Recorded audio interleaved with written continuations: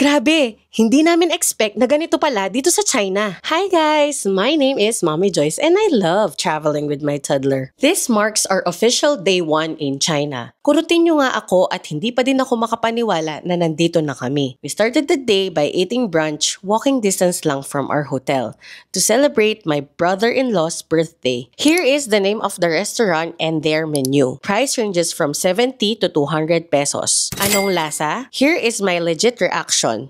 Kasi taka doon pansit din na. Sarap!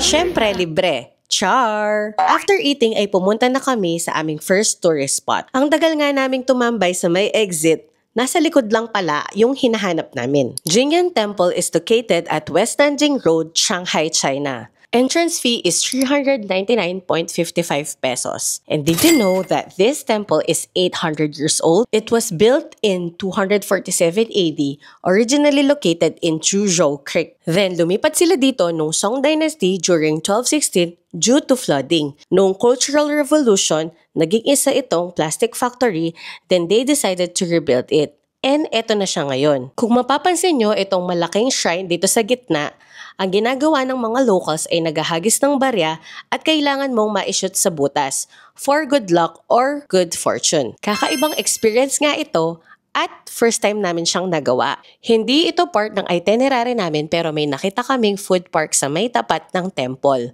At ang unang bubungad sa iyo ay ang super trending na tanghulo. Alam niyo ba na ang tanghulo ay nag-originate sa Northern China during Song Dynasty? Isa itong traditional Chinese snack na talagang matagal na sa kasaysayan. Ayon sa ilang kwento, ginagamit daw ito noon bilang panggamot sa sakit ng tiyan. Our next tourist destination is the famous East Nanjing Road, ang New York City Times Square ng Asia. May haba nga ito na 1.2 kilometers or katumbas ng 3 Burj Khalifas. Habang hinihintay namin maggabi, ay kumain muna kami sa may Caesarea. Ang 1 cup of rice nila ay 8 pesos, ang 2 cups naman ay 16. 4 pieces chicken wings ay 150 pesos, ang 4 chicken strips ay 95 pesos. Tiramisu cake ay 126 pesos. Super affordable considering na nasa mall pa kami. Day 1 pa lang and sobrang dami na nangyari. Follow me and join my community on Facebook for more China DIY budget travel tips. Bye!